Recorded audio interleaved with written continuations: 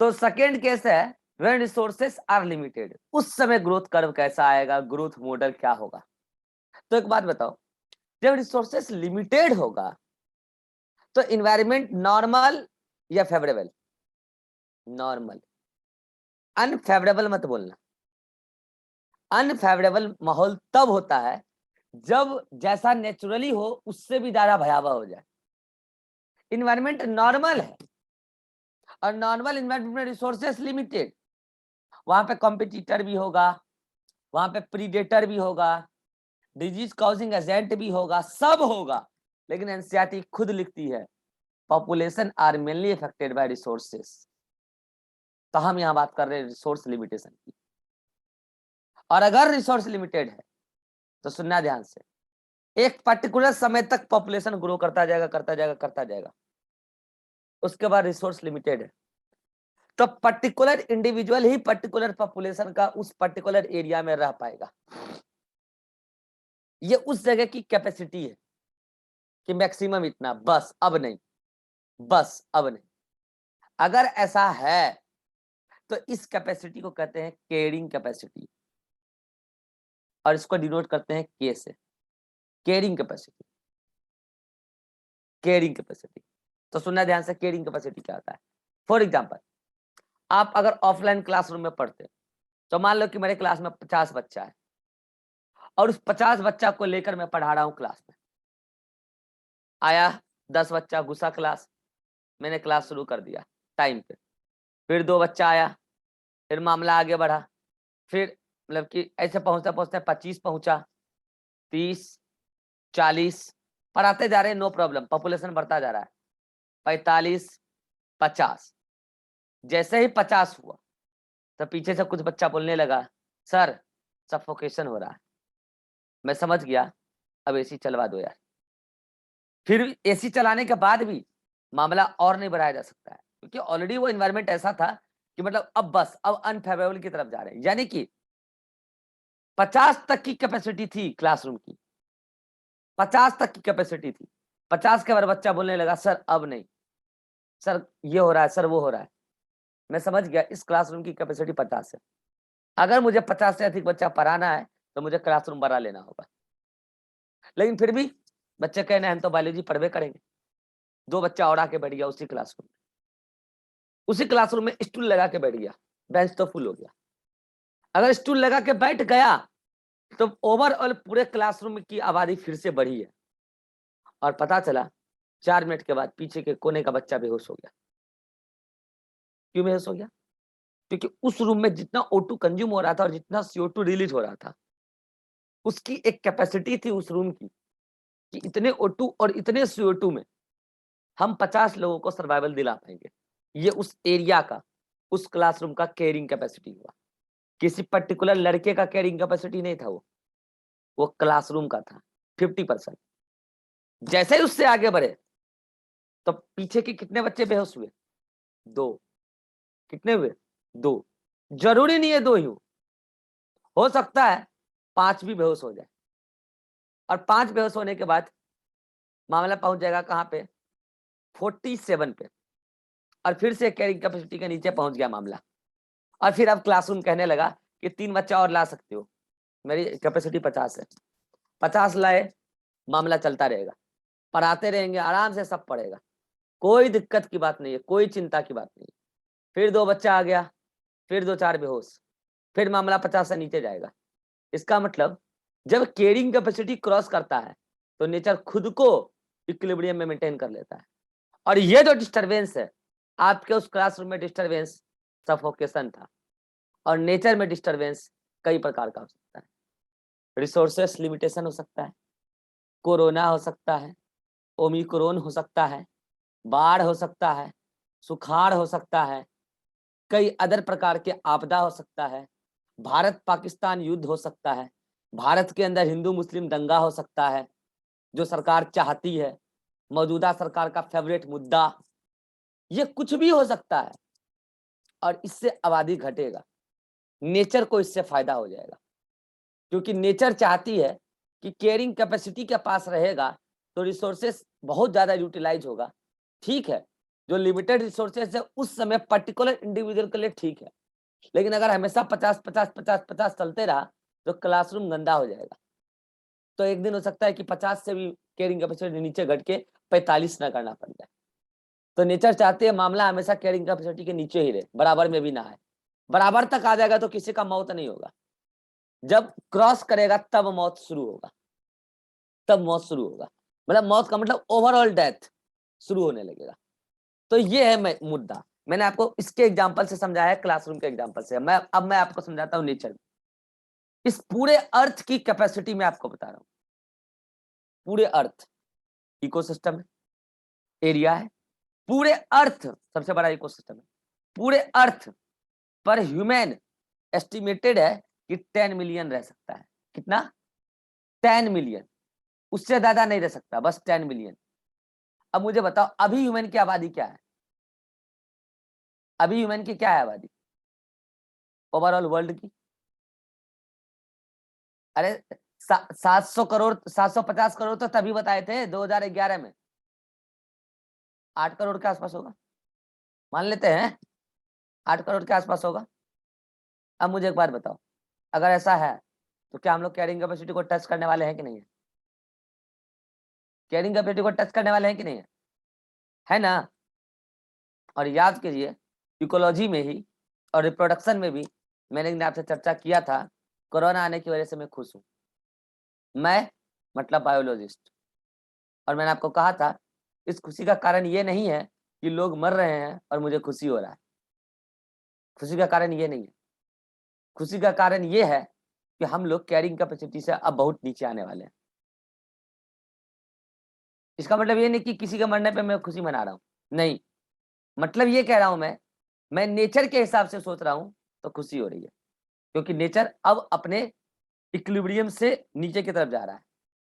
तो नीचे की तरफ जा रहा है तो फिर से अगेन फॉरवर्ड की तरफ आएगा रिएक्शन, कोई दिक्कत नहीं है।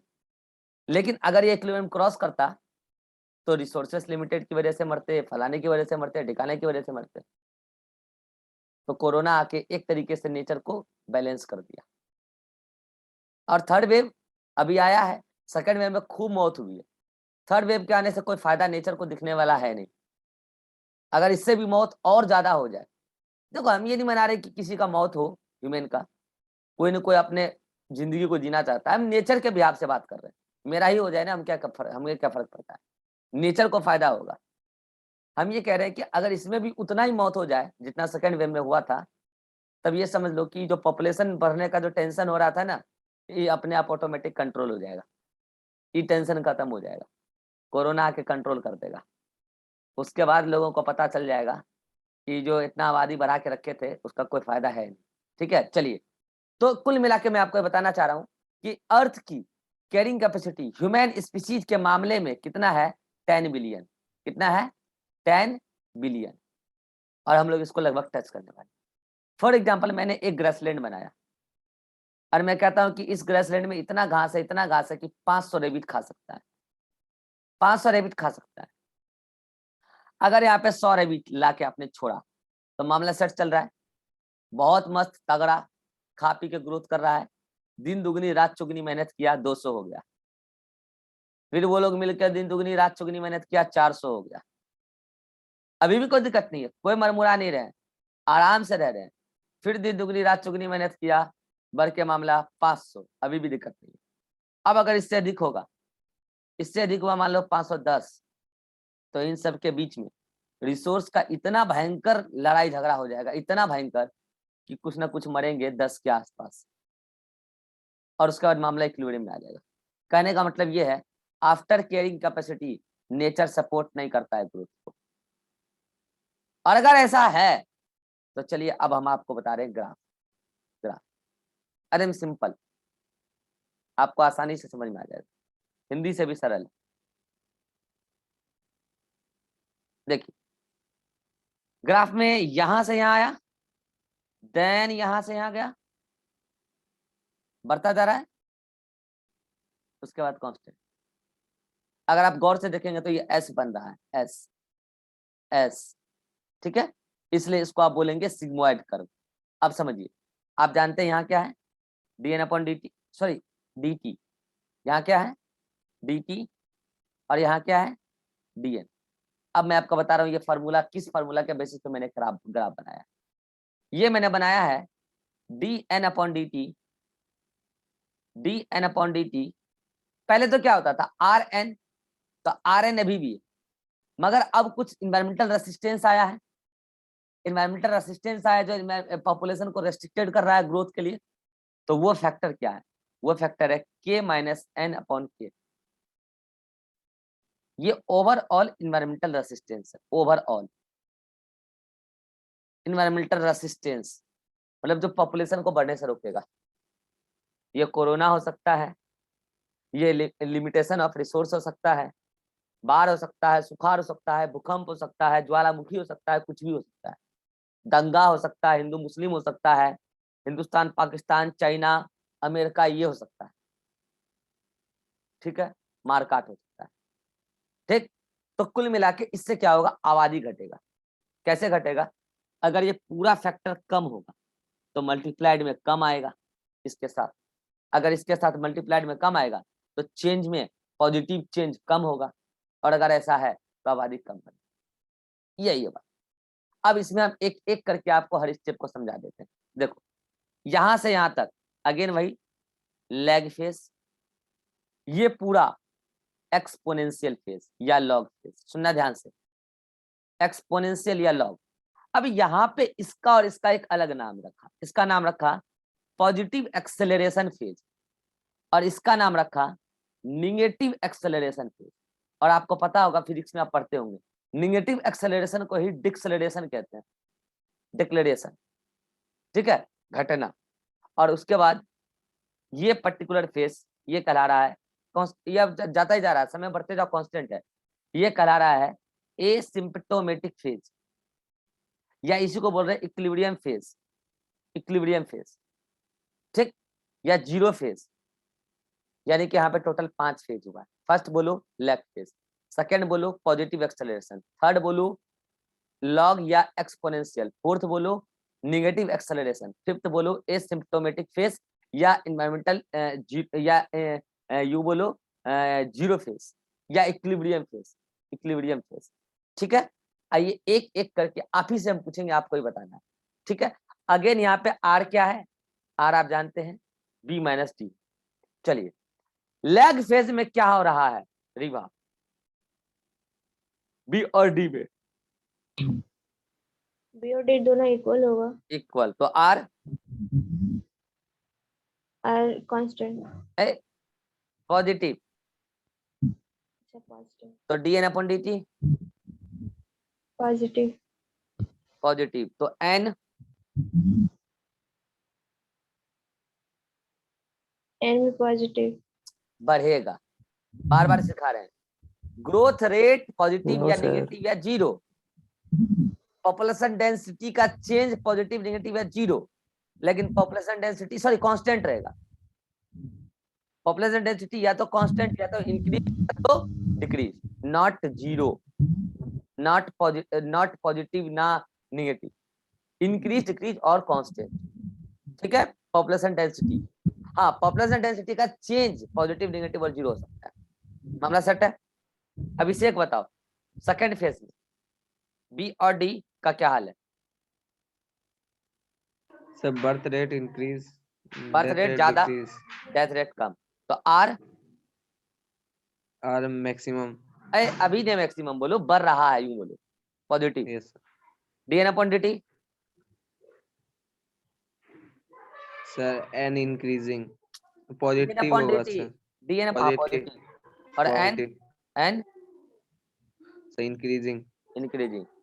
अतीक बोलो लॉग फेज में बी और डी का क्या हाल है। बी ज्यादा बढ़ रहा है, ज्यादा नहीं बहुत ज्यादा, तो आर तो आर बहुत ज्यादा पॉजिटिव, मच पॉजिटिव। dn/dt ये भी मच पॉजिटिव। Much positive. कह रहा राइटिंग बढ़िया से लिखे, पैसा पूरा दिए हैं, पैसा नहीं 5 रुपए काटेंगे, राइटिंग बढ़िया नहीं लिखेगा, काट लेना 5। कर्सिव राइटिंग में प्रैक्टिस कीजिए सर। कर्सिव का प्रैक्टिस करके क्या करेंगे भैया, कंसेप्ट इतना स्ट्रांग है कि क्या करें। एक बात आप गौर करना, जितने भी मैं मेजोरिटी की बात कर रहा हूँ, आपको जितने भी मेजोरिटी कंसेप्चुअल टीचर मिलेंगे उनका राइटिंग खराब रहता है। जज क्यों, कभी जज करना। हाँ सर, मेरा भी खराब है। अच्छा, ये देखो अपना मुंह से अपने तारीफ कर रहा है। ठीक है, तो ये देखो, ऐसा नहीं कि मेरा राइटिंग अच्छा नहीं है, राइटिंग देखोगे, हमारा प्रोजेक्ट देखोगे कैसा राइटिंग हम बनाते हाँ हैं। सर, देख लिए। ठीक है, तो राइटिंग देखोगे तो तुम्हें पता ही क्या है।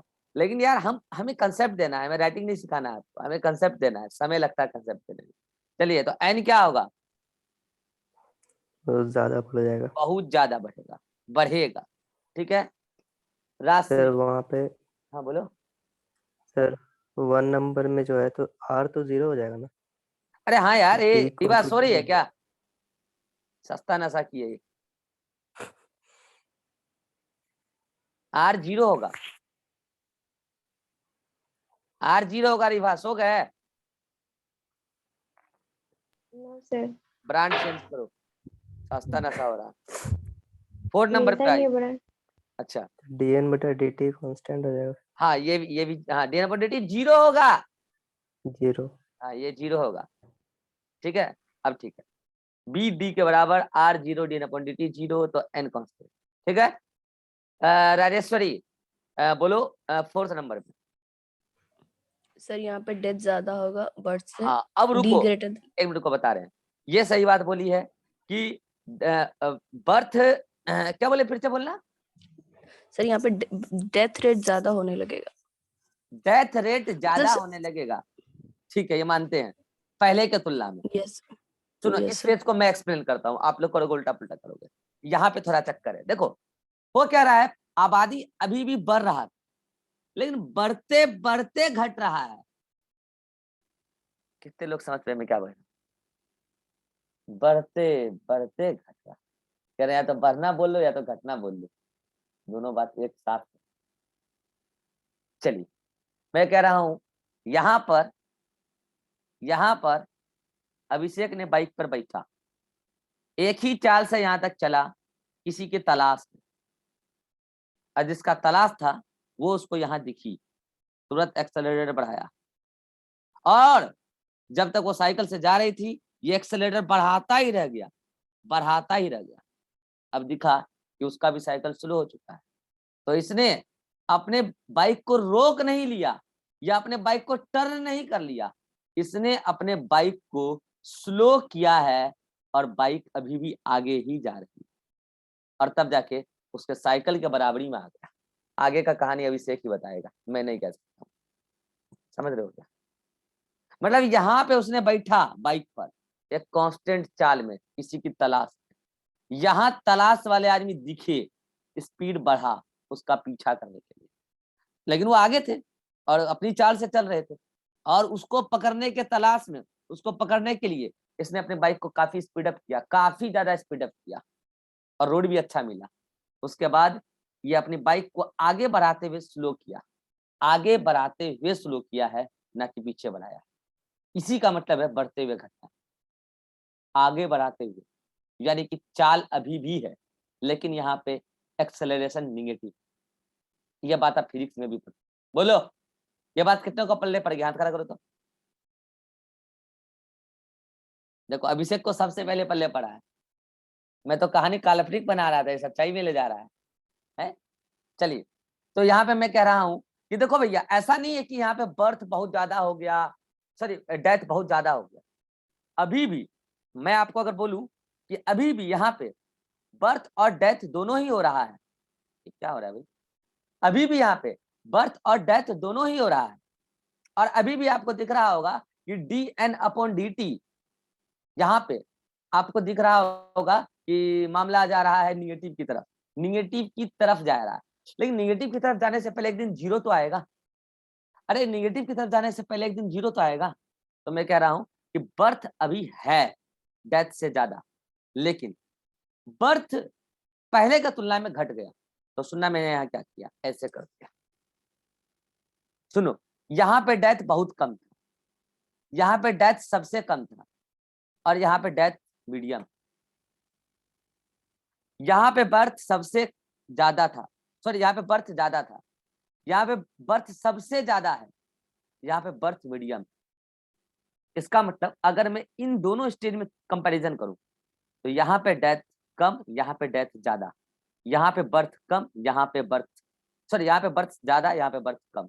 कितनों को पल्ले पड़ा अभी जो मैंने कहा, इन दोनों के कंपैरिजन में डेथ ज्यादा, डेथ कम, बर्थ कम, बर्थ ज्यादा। अगर मैं इन दोनों के तुलना में, ये मार्कर फंस रहा है, अगर मैं इन दोनों के तुलना में बात करूंगा, इसके और इसके तुलना में, तो यहाँ पे डेथ कम मतलब डेथ ज्यादा, यहाँ पे कम, यहाँ पे बर्थ कम, यहाँ पे बर्थ ज्यादा, यानी कि ये हमेशा ज्यादा और होना भी चाहिए। बोलो मामला सेट है ना। अब बढ़ते हैं आगे।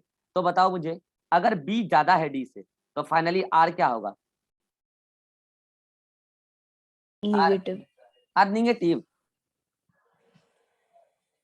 लो but positive. No sir positive. R positive होगा लेकिन नोट्स में निगेटिव। ठीक है, उसको मैंने चेंज भी करवाया था लेकिन चेंज हुआ नहीं।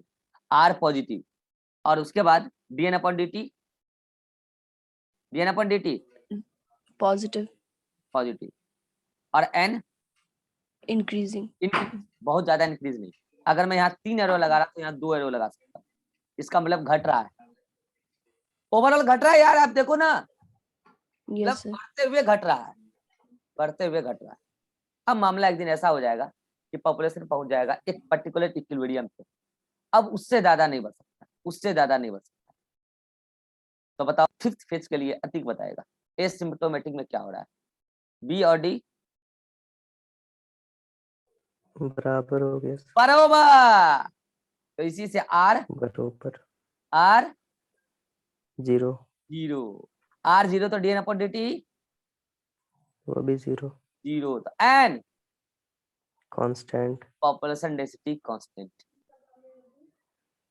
हाँ, इसके बाद हो सकता है कि कहीं जाके घटे, मे बी अगर बहुत ज्यादा आबादी बढ़ाते रहोगे तो घटेगा, फिर कांस्टेंट, घटेगा फिर कांस्टेंट, घट के फिर कांस्टेंट हो जाएगा, फिर थोड़ा सा बढ़ेगा कांस्टेंट, यानी कि इसके बाद ग्राफ नीचे आएगा फिर बराबर, नीचे आएगा फिर बराबर बराबर बराबर, उसके बाद कम नहीं बता रहे। अब आप ओवरऑल देखो, क्या ये एस बना, ये कर्व एस बना, अरे कर्व को देखो, कर्व एस बन गया होगा, ये देखो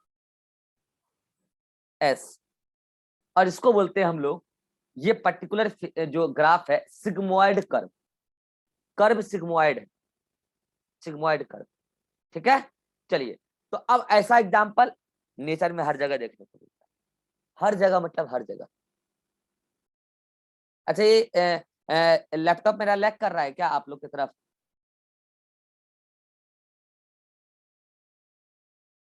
अतिक लैग कर रहा है क्या? नो सर, बस नो मेरे ही तरफ लैग नहीं, कर रहा है। अभी तक तो नहीं। रिस्टार्ट का कोई नहीं। यहाँ तक आप नोटबुक पढ़िए, अगले मीटिंग में हम आपसे 10 मिनट के लिए मिलते हैं, अगले मीटिंग। तब से कर रहा है लेकिन मैंने खींच लिया। आप लोग मीटिंग एंड कीजिए, उधर से पढ़ाई कीजिए, यहाँ तक पढ़ लीजिए जल्दी से, मीटिंग लेफ्ट कीजिए, मैं इधर से करने का कोशिश कर रहा हूँ, हो नहीं रहा है।